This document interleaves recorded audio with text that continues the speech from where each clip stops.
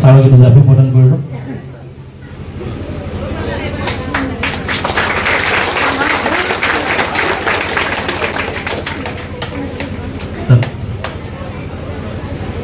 ইয়াৰ পিছতে বিদ্যালয় কোষাধ্যক্ষা দীপালী বাইদেউক আহ্বান জনাইছোঁ।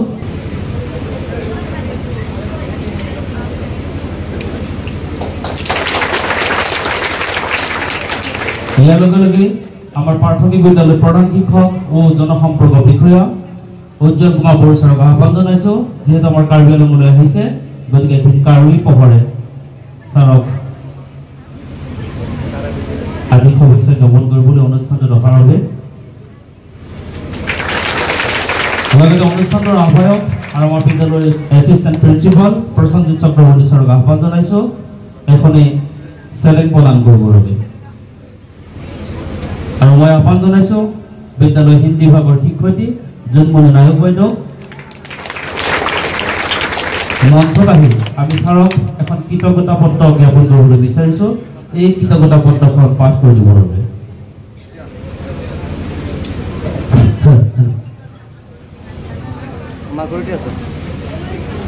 নমস্কাৰ।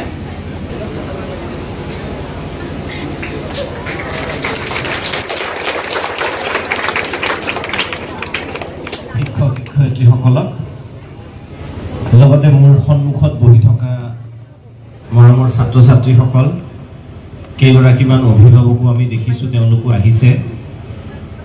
সকলোকে প্ৰথমতে কৃতজ্ঞতা আৰু ধন্যবাদ জ্ঞাপন কৰিছোঁ মোক ইমানখিনি মৰম দিয়াৰ বাবে। আজি আচলতে যথেষ্ট গৰম, হয়নে নহয়? হয়নে নহয়? এইটো বয়সত গৰম ঠাণ্ডা লাগিবই নালাগে পৃথিৱী। এইটো বয়সত তোমালোকৰ যিটো বয়স, এইটো বয়সত গৰম ঠাণ্ডা একোৱেই লাগিব নালাগে। আমি দিনতে এনেকুৱা দিনত যাই কেনে ক্ৰিকেট খেলিছিলোঁ, ফুটবল খেলিছিলোঁ, এনেকুৱা গৰমত এঙাৰ হৈ আহোঁ ঘৰত। মায়ে কয় এঙাৰ ক'ৰ পৰা আহিল? গতিকে এইটো বয়সত গৰম লাগিব নালাগে। গতিকে আজি বাহিৰত বহুত ঠাণ্ডা, হয়নে নহয়?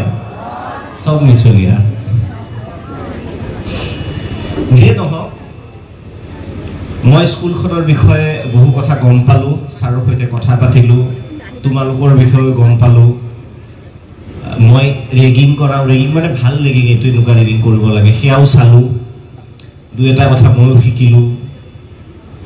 আৰু তাৰ মাজতে মই ভাষণ নিদিওঁ, টেনশ্যন নল'বা।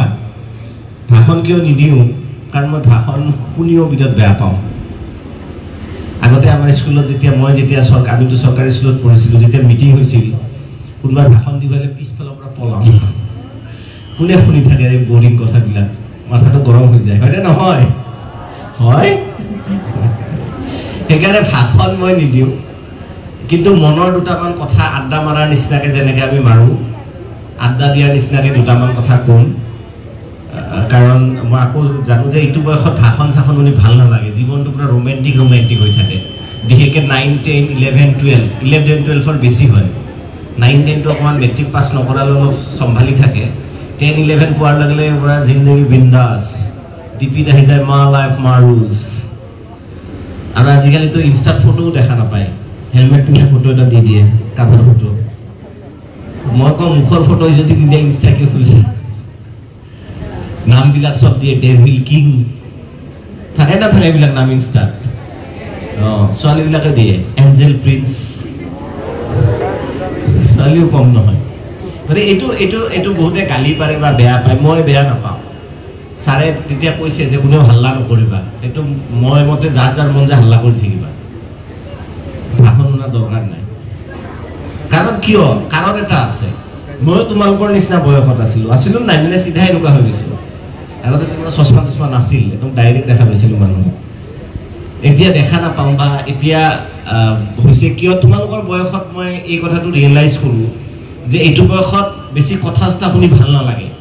মাক দেউতায়ো যদি বেছি শাসন কৰে, নাই ইমান বকি থাকা, মা দেউতাৰ কথাবিলাক আমাৰ শুনি ভাল নালাগে। এইটো তোমালোকৰ বয়সত মোৰো হৈছিল। গতিকে প্ৰব্লেমটো বহুতে তোমালোকৰ বুলি ভাবে, এইটো তোমালোকৰ প্ৰব্লেম নহয়। কাৰ প্ৰব্লেম? তোমালোকৰ এজৰ প্ৰব্লেম। এই সেম কথাটোকে যদি তোমালোকে আৰু 15-20 বছৰ কথা, তেতিয়া এইবিলাক ভাল নালাগা হ'ব। গতিকে এতিয়া কেমিকেল লোচা হৈ থাকে ব্ৰেইনত, কেমিকেল খেলি মেলি হৈ থাকে, তোমালোকৰ বয়স বাঢ়ি থাকে, কেমিকেল পৰিৱৰ্তন হৈ থাকে ব্ৰেইনত, সেইকাৰণে নিজকে অলপ ছুপাৰ হিৰো ইণ্ডিপেণ্ডেণ্ট, এই ছাৰৰ কথা মই কৰিম জান আৰে এনেকুৱা টাইপ এটা ফিলিং আহি যায় বিশেষকৈ ল'ৰাখিনিৰ। গতিকে স্বাভাৱিকতে এইটো বয়সত অলপ উৎপতীয়া হয়, কিন্তু আমিও আছিলোঁ উৎপতীয়া, ডেঞ্জাৰ আছিলোঁ। কিন্তু ফূৰ্তিও কৰিব লাগিব, নাচিব লাগিব, গাব লাগিব।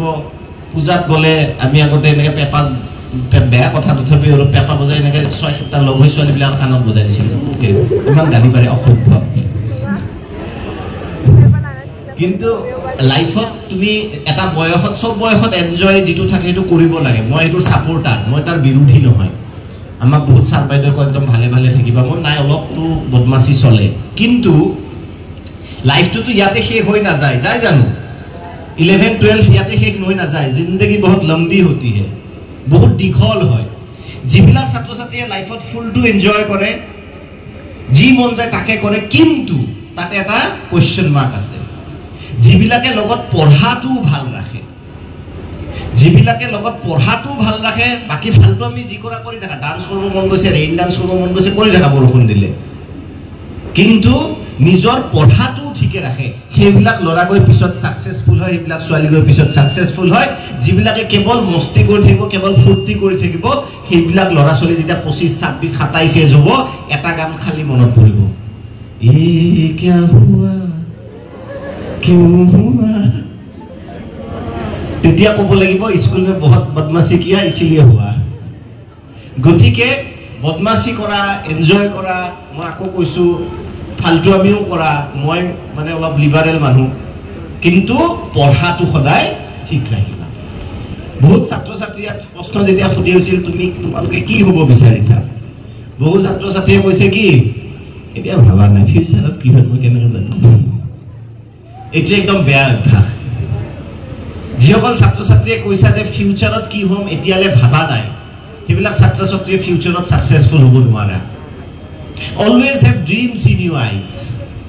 এইটো বয়সত বহুত সপোন দেখিব লাগে মনত, মই এইটো কৰিম, সিটো কৰিম, এনেকুৱা কৰিম, তেনেকুৱা কৰিম। যি ছাত্ৰ ছাত্ৰীয়ে সপোন নেদেখে, নাভাবে মই যে জীৱনত কি কৰিম, যে এনে শংকৰদেৱত নাম লিখি দিছে, নাম লিখি দিছে, পঢ়িছোঁ, হায়াৰ ছেকেণ্ডেৰী পাছ কৰিছোঁ, কোনোবা এটা কলেজত এনেই পঢ়িম, এনেই আৰু পঢ়ি আছোঁ, সেই ছাত্ৰ ছাত্ৰীয়ে জীৱনত সফল হ'ব নোৱাৰে। সদায় সপোন দেখিবা। যি ছাত্ৰ ছাত্ৰীৰ মনত সপোন নাই, আৰু এতিয়াতো তোমালোক ডাঙৰ হৈছা, যে ডাঙৰ হৈ মই এইটো কাম কৰিম লাইফত, চব যে ডাক্তৰ ইঞ্জিনিয়াৰ হ'ব লাগিব সেইটো কথা নাই। এগৰাকী বৰা নামৰ এগৰাকী ছাত্ৰী আহিছিল, তেওঁৰ বাবে আছেন নাই ইয়াতে বহি, IPS অফিচাৰ হ'ম বুলি কৈছিল, আছেন নাই? ক'ত আছা তুমি লুকাই? চবে হাত চাপৰি বজাই দিয়া, ইমান সাহস কৰিছে। বহা।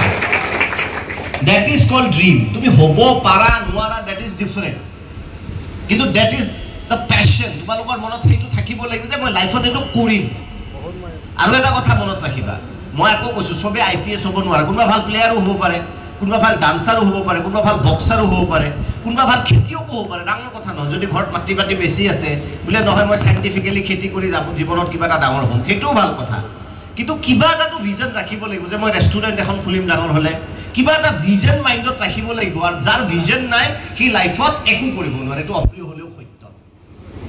আৰু যেতিয়া তোমাৰ সপোনটোৰ কথা মানুহক কৈ দিলে মানুহে হাঁহি দিয়ে, তেতিয়া ভাবিবা তুমি ৰাইট ডাইৰেকশ্যনত যাই আছা, অৰ্থাৎ তোমাৰ সপোন দেখাৰ সাহস আছে। আমাক স্কুলত আগতে পঢ়ুৱাইছিল, তোমালোক পঢ়িছিলে নে নাই নাজানো, শুনিছা নাই এইটো শব্দ যে আঁঠুৱা চাই ঠেং মেলা, শুনিছা নাই? মই কওঁ আঁঠুৱা চাই ঠেং নেমেলিবা। কিয়? কাৰণ আঁঠুৱাটো যদি সৰু, লাইফৰ আঁঠুৱা ধৰি লোৱা, compare it with your life, লাইফৰ আঁঠুৱাটো যদি সৰু তুমি এনেকৈ শুই থাকিব লাগিব, লাগিব নাই? সেইকাৰণে আঁঠুৱা চাই ঠেং মেলিলে মহ খাই দিব। মই কওঁ আঁঠুৱা চাই ঠেং নেমেলিবা, নিজৰ ঠেঙৰ জোখত আঁঠুৱা বনাই ল'বা, তাৰমানে তোমাৰ লাইফৰ নিচিনাকৈ তোমাৰ আঁঠুৱাটো বনাই ল'বা ডাঙৰকৈ। আৰু যিবোৰ সপোন, নিজৰ অকাত বুলি যিটো কয়, যে তোমাৰ দেউতাই খেতি কৰে, ঠেলা চলায়, টমটম চলায়, does not matter at all. তোমাৰ ঘৰত তৰ্জাই দি বনাইছে নে ডাঙৰ বিল্ডিং আছে, টাইলছ আছে, AC ৰুমত পঢ়া নে গছৰ তলত যাই পঢ়া, does not matter at all. Matter কি কৰে, তোমাৰ বুকুত কিমান সাহস আছে যে য়েছ মই লাইফত কিবা এটা এচিভ কৰি দেখুৱাম, মই লাইফত কিবা কুছ তো বনকে দিখায়েগা জিন্দগী মে, ये मेरा खुद से प्रॉमिस है, then you will become successful. এই মোৰ ঘৰত ইমান দুখীয়া মানুহ, মই কেনেকৈ IPSৰ সপোন দেখিম, মই কেনেকৈ এইটো সপোন দেখিম, সেইবিলাক মনত কেতিয়াও নাৰাখিবা। ড্ৰিম বিগ, अपने औकात से ऊपर हिंदी जाक कय आजकल लरा ছোৱালীবিলাকে মোবাইল চাই কেনে মই হিন্দীটো মাজে মাজে ডায়লগ দি দিছো যাতে বুজি পোৱাত সুবিধা হয় যে আপনি औकात से মোৰ औकात দেখিনি কিন্তু তাকে মই ডাঙৰ সপোন দেখিম হব নহব পিছত দেখা যাব কিন্তু লাইফত মই সপোন দেখিম মোৰো এটা সপোন আছে আৰু বহুত ভাল সপোন দেখিব বহুত চুকাও হ'ব নালাগে মই জীৱনত কোনো সাবজেক্টতে 85 পোৱা নাই I have never scored 80 in any subject of my life so 55 60 65 এনেকুৱাতে আছে লাইফ কিন্তু সপোন ডাঙৰ আছে মোৰো এটা সপোন আছে দীপক শৰ্মাৰ বয়স তেতিয়া 6-7 বছৰ সপোনটো কেনেকুৱা সপোন আছিল অলপ তোমালোকে শুনি হাঁহিবা যে ডাক্তৰ ইঞ্জিনিয়াৰ প্ৰফেছৰ এইবিলাক হোৱাৰ খেলাৰী এইবিলাক সপোন নহয় মোৰ আছিল মানুহৰ জাগত আগত যায় অলপ লেভেল দিব পাৰিব লাগে চান্স পাব লাগে সৰু প্ৰায় বদমাছ তেতিয়া আমাৰ ওচৰত কিছুমান মিটিং আগতে পাব্লিক মিটিং হয় আজিকালি হয় ফালে হয় নহয় সভা এনেকুৱা আলোচনা তেতিয়া মোৰ বয়স 7 বছৰ মান 7টা বজাত যদি মিটিং মই 5টা বজাতে মাক কমা মোক ৰেডি কৰি দিয়া স্কুলৰ কলা হাফ পেন্টটো থাকে বগা শাৰ্ট এটা থাকে আৰু শাৰ্টত ইয়াতে এটা ষ্টিকাৰ থাকে ষ্টিকাৰ মানে আগতে আমি আম জাম বগৰী সব স্কুলৰ শাৰ্টত ভৰাম এটা দাগ এটা লাগি যায় এনেকুৱা ষ্টিকাৰৰ নিচিনা আৰু স্কুল 9টা বজাত ন 11টা বজাত যাই পাওঁ ৰাস্তাৰ আম জাম যি আছে শিলদলিয়া খেজুৰি সব খাই যাই থাকো আৰু পকেটত দাগ লাগে গতিকে তেতিয়া মায়ে প্যাৰাচুটৰ নাৰিকল তেল দুনিয়াৰ মাথাত সানি দিয়ে একদম চিপচিপা কৰি দিয়ে তাৰ পিছত 7টা বজাত যদি মিটিং মই কেইটা বজাতে যাওঁ 5টাত কিয় যাওঁ এই ফাৰ্স্ট যেটো সিট থাকে তাক বহিব পাব লাগে চাপৰ দুপৰ ভৰিটো এনেকুৱা উলমি থাকে ভৰিটো মাটিত নধৰে সৰু বয়স 7 বছৰ 6 বছৰ ছুটি চাপৰ লৰা এটা 7টা বজাত যেতিয়া মেইন মিটিংখন আৰম্ভ হয় সমাজৰ যিবিলাক সিনিয়ৰ মানুহ আহে নাই তেতিয়া মোক তাৰ পৰা খেদি দিয়ে ঐ পোৱালি হাইছা বেলেগৰ অপমান হলে বিৰাট ভাল পোৱা ন মোৰ কিমান দুখ হৈছিল মই জানো তাৰপিছত চকীত বহিব নাপায় আগত ত্ৰিপাল পাৰা থাকে ত্ৰিপাল দেখিছা নহয় মনে মনে যাই ত্ৰিপালত বহি থাকো ইমান লেভেল দিব আহিছিলো যে মই ফাৰ্স্ট সিটত বহিম ফাৰ্স্ট চকীত বহিম সবে চাব লগে লগে খেলি ত্ৰিপালত বহি দিম ত্ৰিপালতো শান্তি নাই মই বেছি খিনমি নাছিলো লগৰবিলাকে এইটো মাৰে ঠেলি ক'ত বহি যাওঁ মাটি অৰ্থাৎ যিজন 7 বছৰীয়া দীপক শৰ্মা মিটিং চাব আহিছিল লেভেল দিব আহিছিল প্ৰথম চকীত বহিম বুলি আহিছিল তাক ঠেলি ক'ত বহাই দিলে মাটি এটা মিটিংত কোনে কি কয় মই বুজি নাপাওঁ শুনিও নাপাওঁ সেই বহি এটা সপোন দেখো সেইটো বহুত এটা সপোন ডাঙৰ সপোন যে মোৰো এদিন আহিব এইখন চকীত আজি বহিব দিয়া নাই